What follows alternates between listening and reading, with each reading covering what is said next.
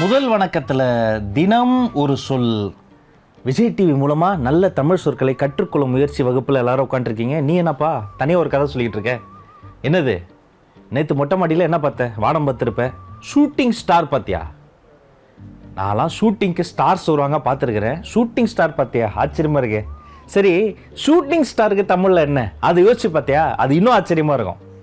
இன்னைக்கு தினம் ஒரு சொல்லி நாம் பார்க்க இருக்கிற வார்த்தை ஷூட்டிங் ஸ்டார். யார் கிளாஸுக்குள்ளார செல்ஃபோன் அடிக்குது? செல்ஃபோனை சைலண்டில் போடுங்க.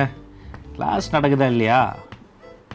ஷூட்டிங் ஸ்டார், காஸ்மோஸ் அப்படின்னு சொல்லுவாங்க. தமிழில் பொதுவாக இதை என்ன சொல்லுவோம்? உங்கள் எல்லாருக்கும் தெரியும். சும்மா சொல்லுங்கள். என்னது? எரி நட்சத்திரம். சரி, அதை விட அற்புதமான ஒரு தமிழ் வார்த்தை இருக்குது. அதை தான் இன்றைக்கி நம்ம கற்றுக்க போகிறோம்.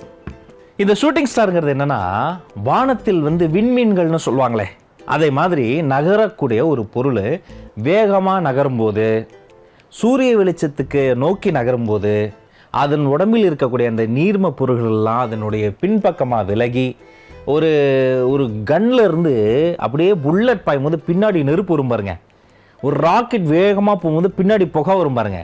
அது மாதிரி அந்த நட்சத்திரத்திற்கு, அந்த நட்சத்திர பொருளுக்கு பின்னாடி ஒரு வால் மாதிரி வந்ததால் அதை வால் நட்சத்திரம்னோ, அது எரிந்து கொண்டே போவதால் எரி நட்சத்திரம்னும் பல வழிகளில் பல வகைகளில் பல பேர்களை சொல்லுவாங்க. நாங்களாம் அந்த காலத்தில் மொட்டை மாடியில் போய் உட்காந்து 7 மணிக்கு நிலாவை காமிச்சு எங்களுக்கு சோறு விட்டுவாங்க.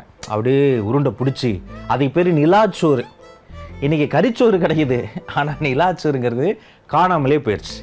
கரண்ட்டு கட்டச்சுன்னு வைங்களேன், பசங்களாம் ஜாலியாகிடுவோம். ஏன்னா ஒரு மெழுகுத்தி வெளிச்சத்தில் அப்படியே சுற்றி உட்காந்துக்கிட்டு அம்மா பிசைஞ்சு ஒவ்வொரு உருண்டையும் எல்லாருக்கும் தருவாங்க. அதை சாப்பிட்டுக்கிட்டு அந்த இருட்டில் தான் எதுவுமே தெரியாதுன்னு பெரியவங்க நினைப்பாங்க. ஆனால் ஒரு குழந்தையின் கண்களுக்கு இருட்டில் தான் பல விஷயங்கள் தெரியும்.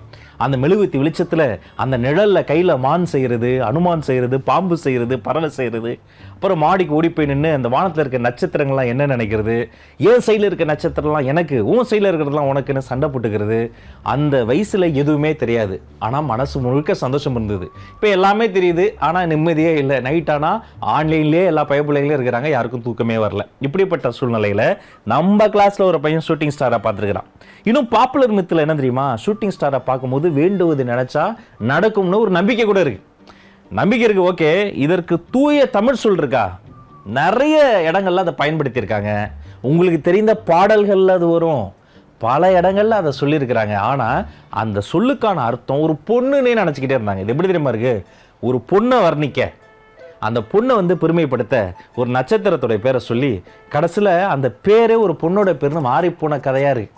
இந்த எரி நட்சத்திரம் ஷூட்டிங் ஸ்டார் என்ன பண்ணுது? எரிகிறது.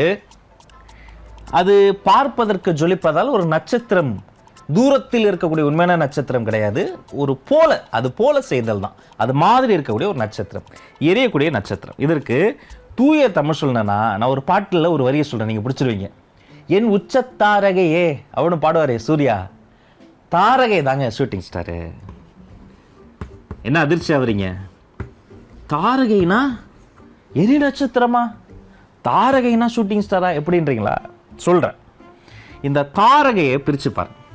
இந்த தாரை அப்படின்னா அதற்கு ஒரு பக்கத்தில் இருக்கக்கூடிய இந்த அகைக்கு எல்லாத்துக்குமே எரிதல் என்பதற்கு இணையான தமிழ் சொல்லான இந்த தகன்னு ஒரு ஓமை சொல்லுவோமே, தகன்னு எரிஞ்சது, தழல் நெருப்பு, அகை எரிதல்.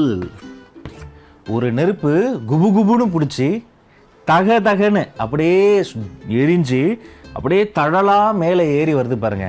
இந்த வேர் சொற்களில் இருந்து உருவானது தான் தாரகை என்ற இந்த தூய தமிழ் சொல். ஒரு பொண்ணை பார்த்து நீ எனது தாரகை அப்படின்னா நீ தான் என்னுடைய உச்ச நட்சத்திரம்னு அர்த்தம். ஷூட்டிங் ஸ்டார்னா தாரகைங்க. அப்போ நீங்கள் யாரை பார்த்தீங்க? தாரகையை பார்த்தீங்க. வீட்டில் போய் சொல்லுங்கள், அம்மா நேற்று நைட்டு நம்ம மாடியில் நின்று ஒரு அழகான தாரகையை பார்த்தேன், சப்புன்னு அம்மா அடிச்சிருவாங்க. வாங்கிட்டு, அம்மா தாரகைனா பொண்ணு கிடையாது, அது அழகான ஒரு எரி நட்சத்திரம். ஷூட்டிங் ஸ்டாருக்கு தாரகைன்னு தினம் ஒரு சொல்லி கொடுத்தாங்கன்னு சொல்லுங்கள். ஷூட்டிங் ஸ்டார்னா தாரகை, எரி நட்சத்திரம்னா தாரகை, தாரகைனா எரி நட்சத்திரம். தினம் ஒரு சொல்லோடு சந்திப்போம், தினந்தோறும் ஒரு தூய தமிழ் சொல்லையாவது சிந்திப்போம். நன்றி, டாடா.